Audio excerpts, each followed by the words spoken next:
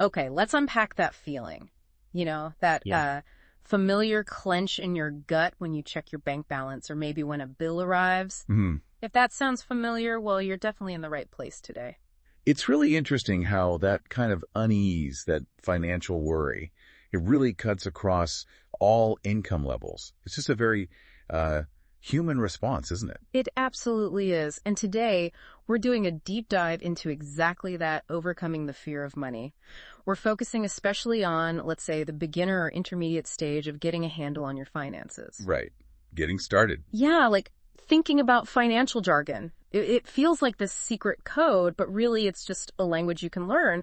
Maybe start with just one new term a week, something small. And if you think bigger picture, this is really about your financial foundation. You wouldn't build a house on shaky ground, right? Exactly. Your financial well-being is, well, it's no different. We've looked at some really insightful sources for this, and they shed light on why this fear grabs hold of us, but also, crucially, give some really practical steps to move forward.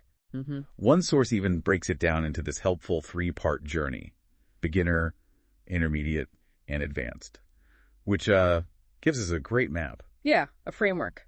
So this deep dive, we're focusing on those first steps, getting grounded, building towards feeling more confident. Our mission really is to flip that script. Okay. To take that feeling of money being just overwhelming and turn it into a sense of control, maybe even, dare I say, empowerment. Empowerment is definitely the goal. That's the real turning point, isn't it? Shifting from feeling like your finances just happen to you, right, to feeling like you're actively shaping your financial future. Okay, so let's get into it then. Why does this fear even start? Our sources point to a few key things. One that really stood out to me was the knowledge gap. It's like being dropped into a conversation and everyone's speaking a language you just don't understand. It's kind of fascinating how we just expect people to somehow absorb complex financial ideas without any real teaching, in school or wherever. I know. It's a setup for feeling lost. It really is. Terms like asset allocation, which is basically just how you spread your money around different investments, or compound interest, they can feel totally foreign, intimidating even. And that feeds right into the next big one, doesn't it? The fear of messing up. Big time. That anxiety is so understandable. Yeah.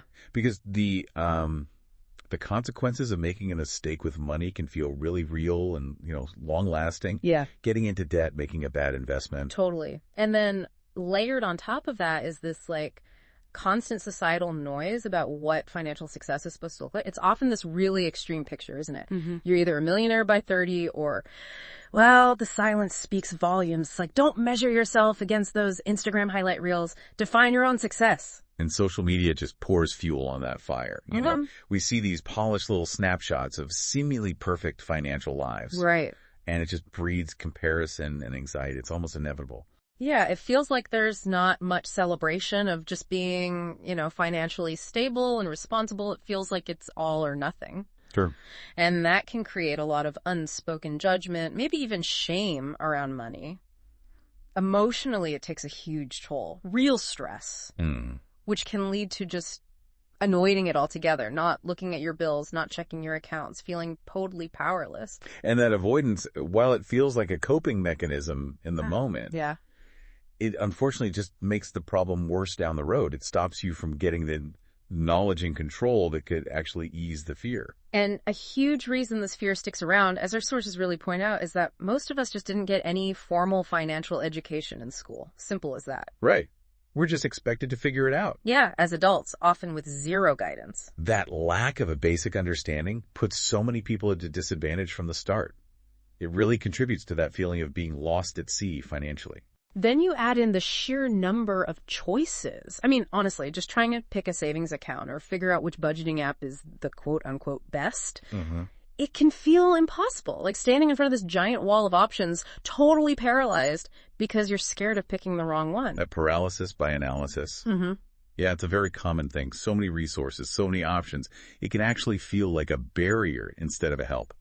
And we can't forget the mental baggage we all carry. Our sources talk about these negative beliefs about money, things often picked up in childhood. deeply ingrained stuff. Yeah, like money is evil, or rich people are greedy, or even just that feeling of, oh, I'm just not a numbers person. It's amazing how deep those beliefs go. Right. Often they're running the show in the background, influencing how we act with money, and we don't even realize it. Absolutely. And then finally, past mistakes can really crank up the fear if you've had late fees pile up, or maybe your credit score took a hit, or you made an investment that went sideways. Those experiences can make you incredibly cautious, really anxious about making future decisions. And those past experiences can lock you into a cycle, can't they? Fear, then avoidance, making it even harder to take those first positive steps. Okay, so we've kind of unpacked some of the reasons behind this feel. Now, let's shift gears and talk about taking those first crucial steps. We're really focusing on the beginner stage here. Right, starting out. And one thing our sources really hammer home is the power of starting small.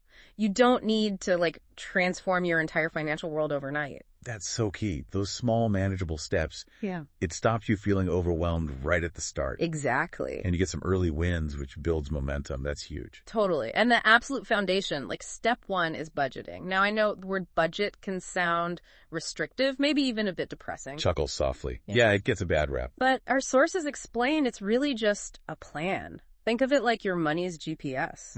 I like that analogy. It doesn't restrict you. It just guides you towards your goals by showing you clearly what's coming in and where it's actually going. Connecting that to the bigger picture, it's like a roadmap for your money. Yeah. It shows you where you are, where you want to go, and the route to get there. And look, there are some great tools out there now that make it way easier.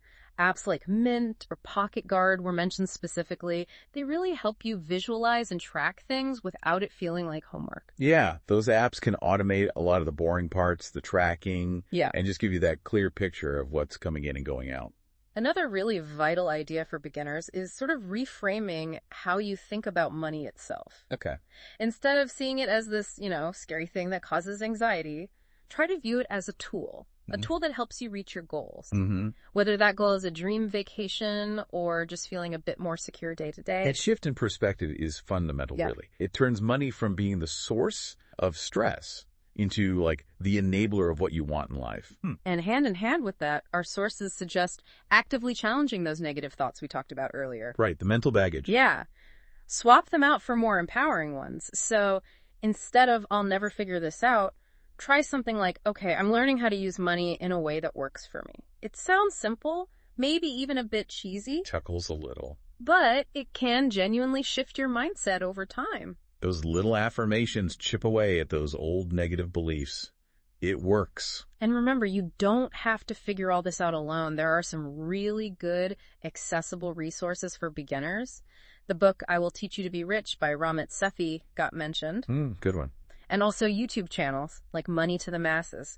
Even just chatting with a friend who seems to have their financial stuff together can be incredibly helpful. Absolutely. Seeking out those resources, talking to people, it demystifies a lot of this stuff that seems really complex at first glance. And finally, this is so important. Our sources really stress that making mistakes is just part of learning. It's okay. Crucial point.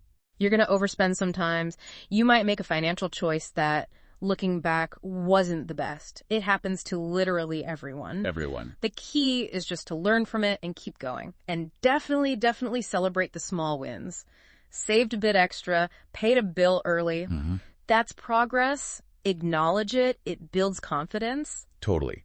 Those small victories give you that positive feedback loop, and they help push back against all those negative feelings tied to money.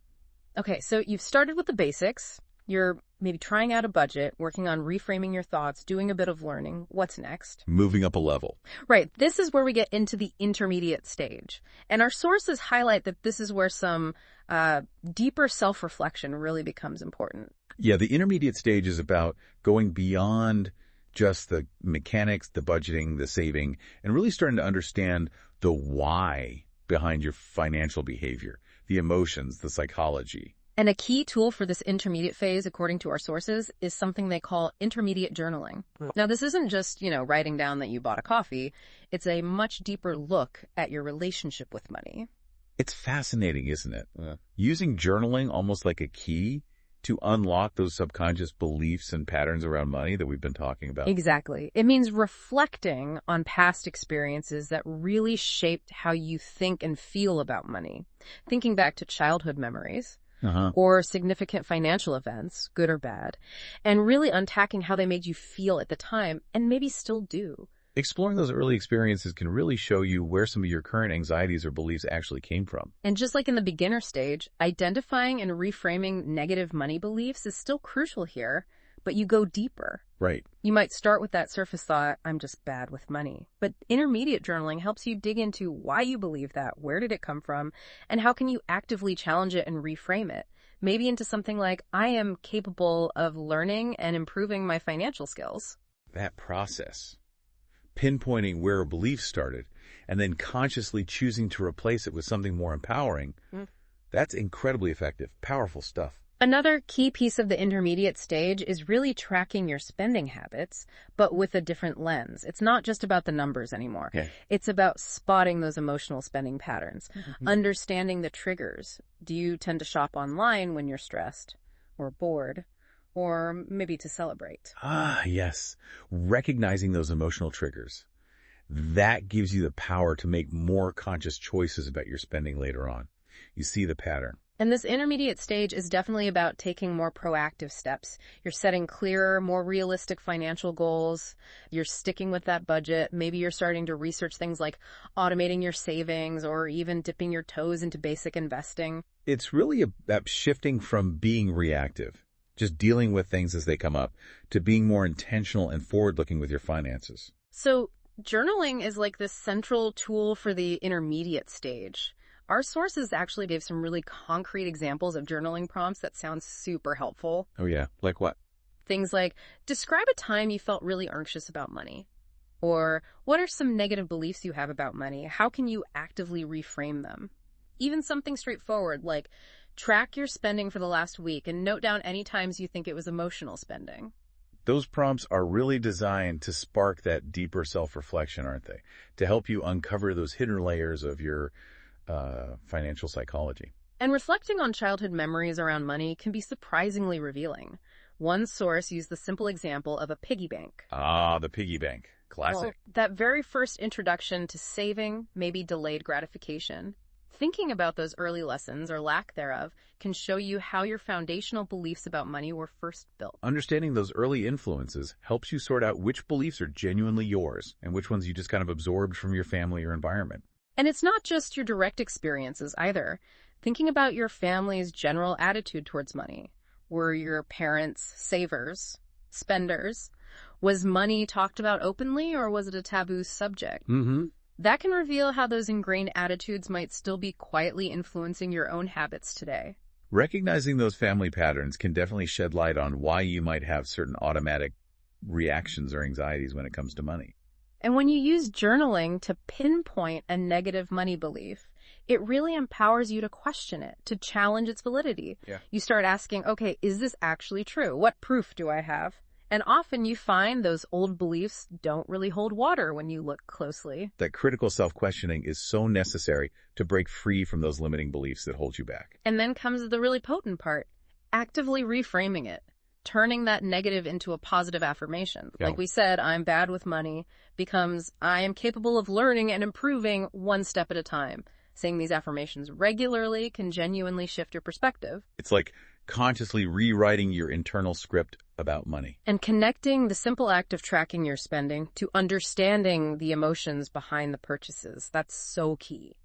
It's not just what you bought. It's what were you feeling right before you clicked buy or swiped the card. That awareness of the emotional drivers gives you that crucial pause, that opportunity to make a more mindful choice next time. Lastly, our sources encourage setting those small, achievable financial goals for the week ahead and identifying concrete steps you can take, like today. Yeah, keep it immediate. Maybe it's skipping the expensive coffee tomorrow, or maybe it's spending 15 minutes researching high-yield savings accounts online, something tangible. That focus on immediate, actionable steps reinforces that sense of control and really helps build that positive momentum we talked about. Now, our sources also touched on some of the bigger, broader influences on our money anxieties, like societal pressures. Oh yeah, those are huge. I mean, it's hard not to feel pressure sometimes to keep up with trends, or this feeling that your net worth is somehow a measure of your value as a human being. It's fascinating and a bit worrying how deeply that connection between money and self-worth is embedded in our culture, isn't it? And the media plays a massive role, social media, advertising, constantly showing us these images of apparently flawless, super luxurious lifestyles, which can just create completely unrealistic expectations about what's normal or achievable. It's so important to remember that what we see, especially online, is almost always heavily curated. It's often a very misleading picture of reality. So the advice from our sources is to really try and critically evaluate the media you consume, and to be actively seek out different perspectives on what wealth and financial well-being actually mean. Cultivating that kind of media literacy helps you resist those external pressures and define financial success on your own terms, not someone else's. And as we kind of progress on this journey towards a healthier relationship with money, our sources bring up this idea of building financial resilience. Okay. Yeah. Like a safety net. Exactly. Think of it like building a strong foundation or maybe a fortress for your finances, using things like an emergency fund, sticking to that budget, maybe diversifying investments later on, having enough insurance. That financial resilience acts as a buffer, right, against life's inevitable bumps in the road. Yeah. It reduces anxiety, gives you a greater sense of security. And then there's this really empowering idea of shifting from a scarcity mindset, that nagging feeling that there's never quite enough, The default for many. to what one source called an oasis of abundance, which sounds lovely. It does. How do you get there? It involves actively practicing gratitude for what you do have, continuing to reframe those limiting beliefs, maybe visualizing your financial goals, and actively looking for opportunities for growth. That shift in mindset, from lack to possibility, can be genuinely transformative. It opens your eyes to opportunities you might have missed before. Now, while all the self-reflection, especially the journaling, is incredibly valuable, our sources make a really important clarification. It's not a substitute for professional financial advice. Ah, right. Good distinction.